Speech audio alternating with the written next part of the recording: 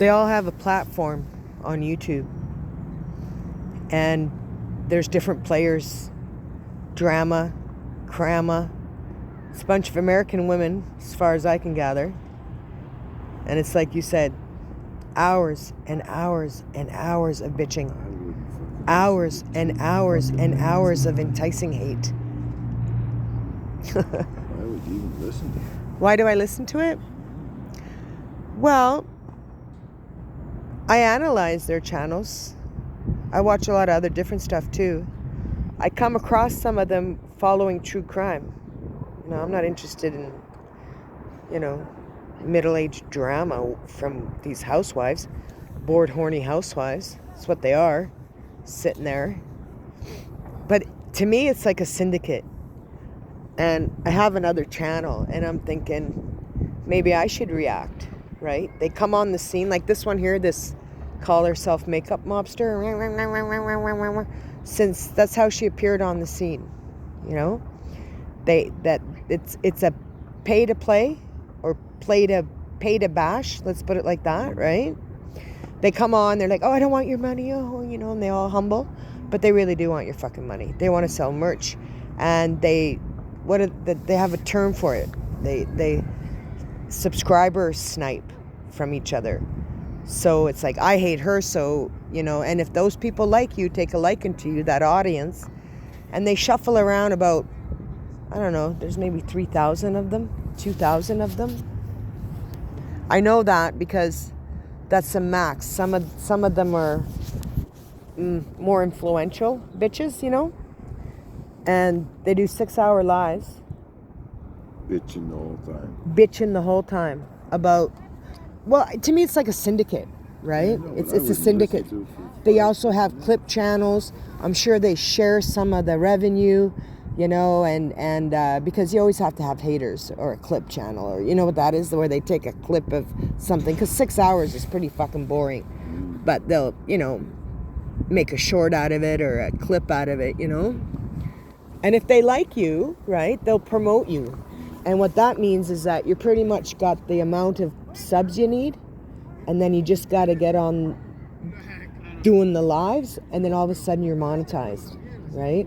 So they help each other in that regard, but some are not as popular as others. Some have been around for a long time, and then when they cover crime, they sit there at their coffee table, right, in their stained sweatshirts, and then they start talking about crime, but it's all the same. They have about 10,000 subs. Their channel never really grows. And some of these lives that they do, maximum, 1,000, 1,500 views on it from their little sub people, right? They're pay piggies, and they all want their piece of the pay piggy pie too, right? But they're really foul. And lately I've been watching it because... well, I told you before, right? Before it was a soft sell. Oh, I'm getting married. Send me some money. And then now, but it's like, now I have a foundation for missing children. So send money, right, to me, a middle-class housewife, and I'm going to find these kids for you or whatever, And now, like, they're in teams, right? Like, because you need that. The good's going to trump the bad, the evil, And they charge each other. They crowdsource money for, I don't know, law cases, lawyers. They're going to sue this person. I need this much money to counter-sue her. I need a lawyer. And people pay. They're going as far as saying, some of them are saying that there's other characters that are involved on TikTok and on here and on there that are starting GoFundMes for missing children that supposedly, allegedly, like there's like $500,000 in this GoFundMe for a kid the cops can't find. And a bunch of these YouTubers, Crama YouTubers, churn on the daily. I really don't get it, And then, but you do... It is a family. Like, I read the comments, right? And some people talk about, they get enticed, right? Like, I'm gonna call the police. I'm gonna. What they do, what they like to do to each other, because they kind of. I don't know if they've ever met, but on social media they've met, right? Like, they've befriended each other. But when things go south or whatever their deal is, they call CPS on each other because they're all mothers, right? They're all like stay at home, you know. And they're not the most accomplished people in life either. They're really not. You know, like at the end of the day, making candles, you know, because you can't get you got no content, you know, but yeah, some of them are finessed and grifting. They really are. I don't know. But yeah, so it's a time suck. 7 fucking hour live and talking about each other. Bitch. Yeah. Fuck, Yeah. I would give her fucking 10 seconds. Well, I don't really think it's geared for men. They might have their token gay guy and their token this, you know. Guys don't listen. No, guys don't listen to it. It's a bunch of women, you know, and they changed their YouTube channel names to these viewers. It's like supposedly all these new, you know, handles, these new people. It's not. I think they're like mostly like probably older women, you know, like who are bedbound, homebound, and it's a little bit more exciting than Days of Our Lives, you know. And some of them in the comments, they will express that they feel like they're a part of a family.